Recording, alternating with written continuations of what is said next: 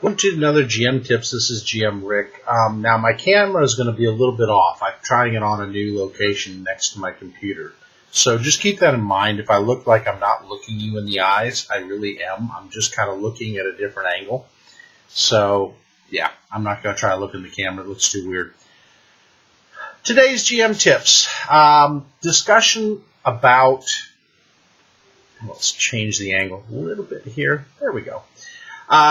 What I want to discuss today is how to have a great party. One of my friends on Twitter and I have been talking, a great guy from Ireland. I'm going to give him that much of a drop so he'll know who he is.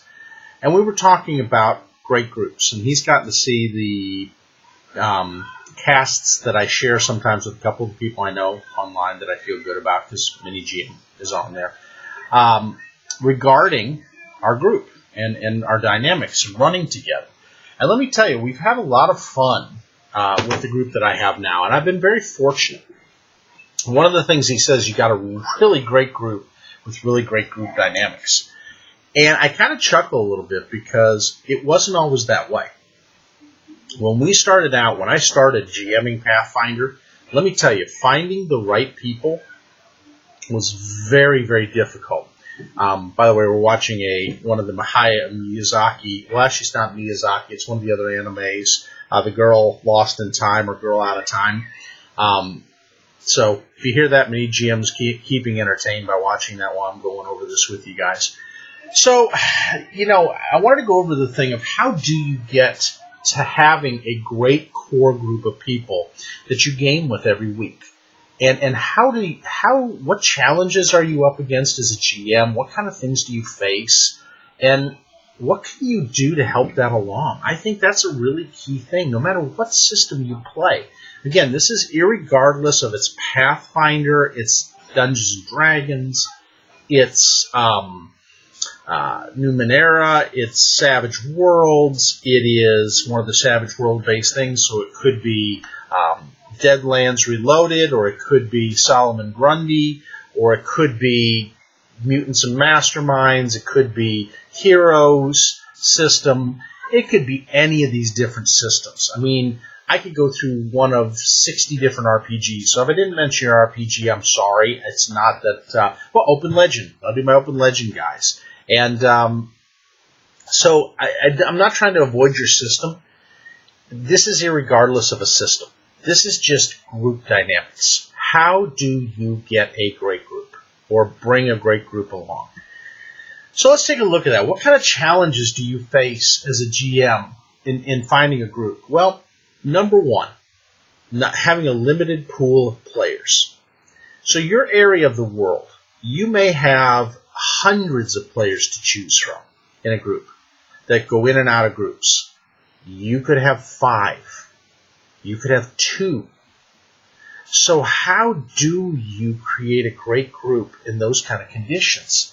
Well, there's several ways you can take a look at it. Number one, you can put out an advertisement. So meetup.com, great place. In some cases for Pathfinder, Warhorn is a great place to go. And for other groups, not just Pathfinder, but RPG groups. Facebook is an interesting place. You got to belong to one of the many groups that are out there that are for the different gaming systems. Tumblr, possibly. Pinterest, I don't know. I guess, yeah, you could. Twitter, yeah, you could. But Twitter tends to be a place where people like to dump their opinions. And even though I love it and I love my followers there, there's a lot of stuff that goes on that you probably don't want to see from these players that may slant you sideways when you see political opinions or religious opinions or other opinions. So find yourself a place to put up a good posting for it. Some other great systems. So Fantasy Grounds and Roll20 have places you can put up for groups. And the nice thing is they don't have to necessarily be in your area. As long as you have the bandwidth and you have a decent camera and computer, you can create your own system and subscribe to them. Now, it's going to add a little cost, but it does give you a pool of players to choose from. Twitch. You can go out to Twitch and see if you can find some people there while you're in the rooms watching things like Critical Role and other types of shows that are out there that are big shows that do different things. So there's a lot of the GMs, the Grumpy GM and DM, do their group out there in the podcast. Gosh, there's so many different ones. And I feel like I'm going to leave you guys off in some cases. But there's different places you can go in and just have those discussions and whispers with people and try to build it together. So first of all, you got to find a place that you can get a pool of players. For me, it was the gaming store. We have a great Madness Comics and Collectibles up in Plano. Great place to go for us. Huge store. Lot of people there. Now, there are other ones that are around us as well. Fortunately, the Dallas Metroplex has about probably 8 to 10 places you can go to find players. And it's really neat. And there are always people asking about groups. So that's where I started. Now, a couple of my players I took over from 3.5. One of them was a war gamer, and he made a great transition from tabletop wargaming over to just RPG. And I know it's not his first love, but he's kind of fallen in love with it over time. And I'm glad he became part of things because he is one of my core stalwart players when it comes to players. I look at him, and he is one of the pillars in our group. And he's, a super guy, super individual. And his nature, he's an extrovert at times and an introvert at times, but he just has really become a unifier. I got another player that I found through a friend of mine that had joined our group when he came and saw us up at Madness. And they had been playing PFS, and he brought him and his friend over. And that friend, and you'll see him a lot on there. It's an older white-haired guy, great guy, like a grandpa type to my kiddos. Super individual, just a unifier, a great individual, a huge person that is just really fun to be with. The other player brought him his too. You just got to get a little bit of flavor for him because he's got his quirks, but he's also a good guy that's come along a long way. Now, he's been one of my challenges as a GM. Not going to lie there. So you can find them in different places, but how many iterations? And so that's the next step. How much process do you have to go through to find a great core group? Well, let's be frank. Sometimes you'll find them on the first roll of the dice. Usually that's not the case, but you might be that lucky and find them. You've got to go through and look at the dynamics. Now, can you take an unruly group and help them to become a great group? Yes. And so, I go back to the GM's Guide. Now, if you don't have the book, that's fine. This is the Pathfinder GM's Guide, Game Mastery Guide. And back in the pages on 70 and 80, they have the player interactions. And I love this because it shows the different personalities. And you have got to, as a GM, get to know these personalities. So, the antagonist, the continuity expert, the diva, the entrepreneur, the flake, the glass jaw, the loner, the lump, the trick pony, the multitasker, the power gamer, the rules lawyer, the tag-along, the thespian, the comic.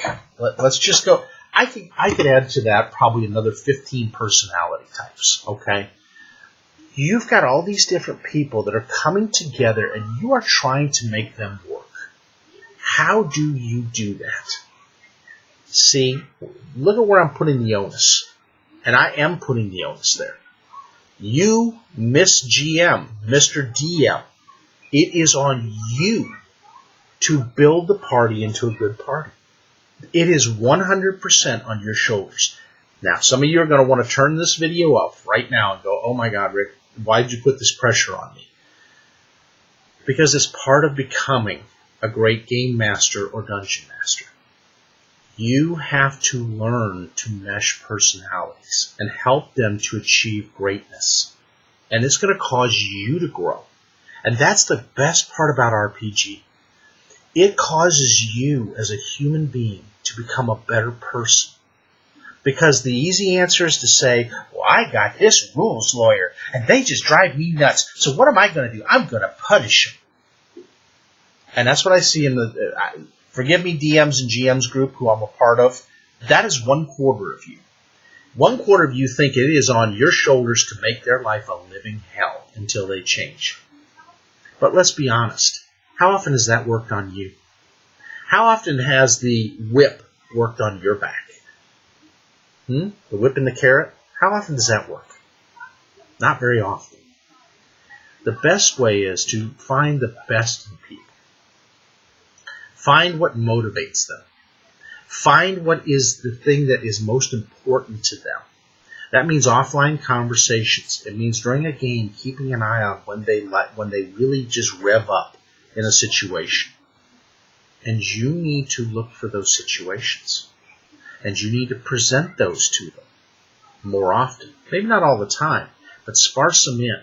Those little things that are the draws, that draw out the best in them.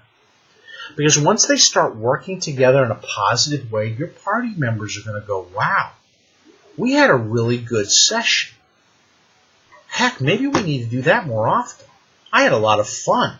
And I didn't even have to go to my adversarial role or my, look at me, I'm the thespian role. Give the thespian their time to be a thespian. Give the rules lawyer a chance to be able to help with the rules. Give the antagonist a situation in the game that they can be the antagonist. Give the lump a situation where it calls on them to rise up. Otherwise, everything is lost. You see where I'm going with this?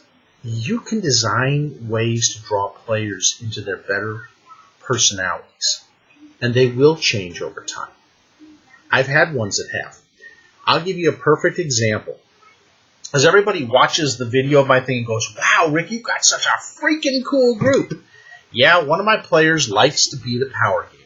And you've heard me talk about it. I've learned something with him. I used to gripe about him, and you guys remember that. My earlier videos, you'll hear me kind of moan and gripe a little. I've learned a lesson. I present him with situations that allow him to power game a little. Not through the whole game, but at times. And there are times they need him to rise up. And by doing that, what it's caused him to do is engage more in the situations where he doesn't have to power game. Because he sees I'm setting situations to allow him to excel to his goals of what he wants. And he's become less adversarial. If you listen to the last 4 or 5 videos, he and I haven't argued at all in the sessions. At all. That's huge for us. Because he and I always bump. Even though I like him, he's my good friend, we always bump. But I've learned something with him. And the change was me, not him. Me. And when I changed me, it started to cause him to start to see things. And I allow other players in the group to work with him when he starts into that mode that is heading down to the path to tick me off. 2 of my other pillars watch, and they disengage the situation. So part of building that great core dynamic is as you're working with each player to achieve and be their best, they're going to help you to be your best as well as a GM or a DM.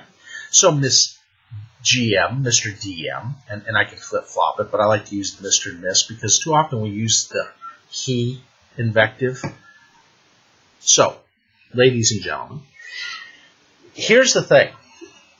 You can help your players to help you, and that's the best part. How else do you do it? And I'm going to hit some things. And again, this is universal no matter the game system. I know it's Pathfinder. Put that aside. These are just great ideas. So some areas that tend to be real problems. Alignment. How do you deal with alignment? You got to give your players free will. Okay? Perfect example. I had an NPC that started in the party, and we have alignment. So again, this is if you have alignment. If you don't have alignment, this isn't a big issue morally. Though sometimes you may still hit the dilemma. She's hung out with a person who is more chaotic neutral. Yes, she still loves good and doing good and the beauty of life, but she has become more neutral in her viewpoints. She's not as dogmatic about good. She's more dogmatic about letting a person be a person.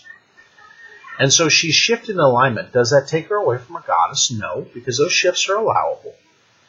And she still loves her goddess. She still loves beauty. But she has become much more of the neutral because she hangs with him. It happens. We change in personality sometimes by the people we hang with. So it's that free will to change. There are other players in the party that lean certain ways. Certain ones have played their goods to the point at where it's good. Yeah, that this is an evil item and we are not going to use it. And they don't turn a blind eye. And so allow your players to play a little bit of latitude in their alignment and only make the shifts when shifts are necessary in a group, because that can be an antagonizing point to a group and cause real issues.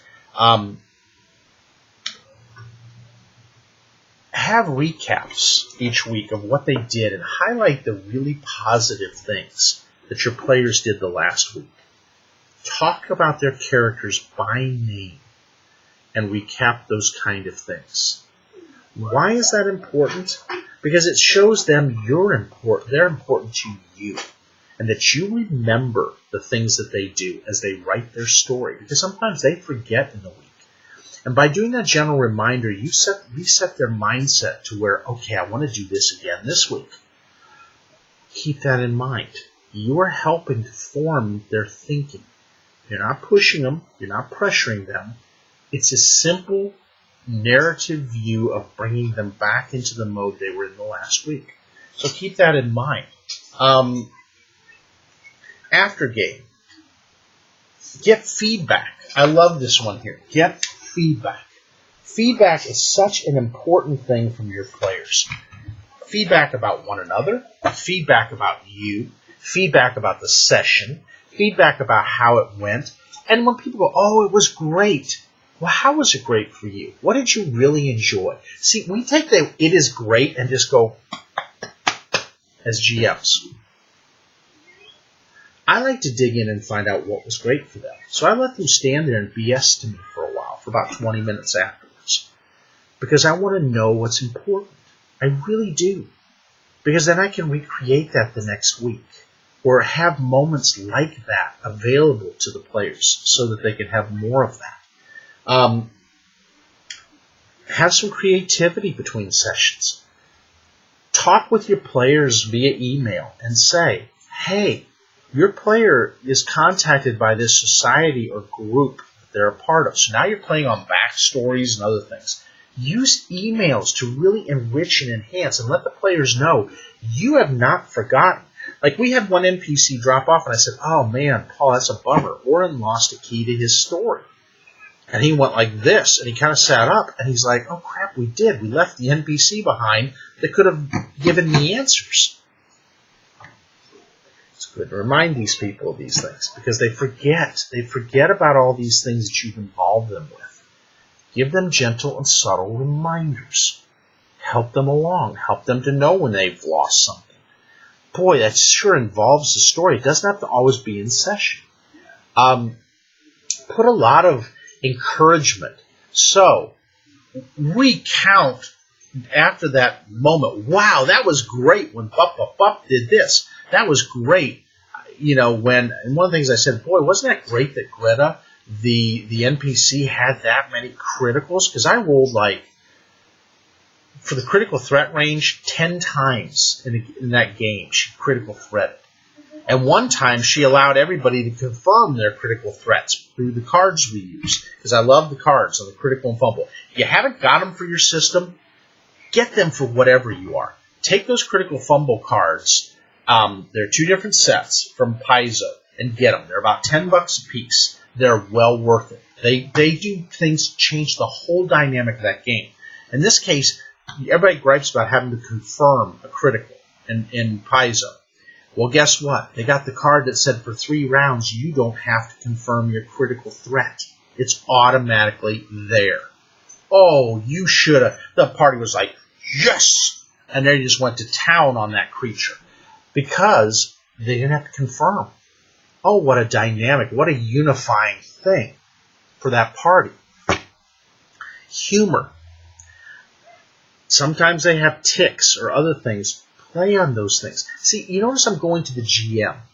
It is on you as a GM and a DM to help create the dynamic that your players are looking for a great party. And then praise them. Talk about them online. Talk about them to other people. Wow, I've got a great group. I've got a great group. I've got a great group. I've got a great group.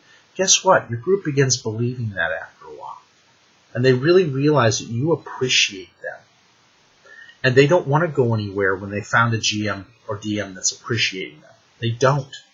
One time, I chastised one of them and said, there's the door. Anytime you don't like being here, you're welcome to go. Guess what? Quick change in attitude. Now, if I had done that in a group where I hadn't created that kind of dynamic of greatness being together, they'd have walked. They'd have walked. I said, bye, Rick. You can't threaten those players unless you've created a lot of good. What do they say? 10 praises to every one chastise? Remember that. It is a real solid rule in life. Praise a person 10 times before you chastise them to one. Because then they know you believe in them. And boy, then when they know they're disappointing you, it really bothers them. And they don't want that. They love the praise they hear from you.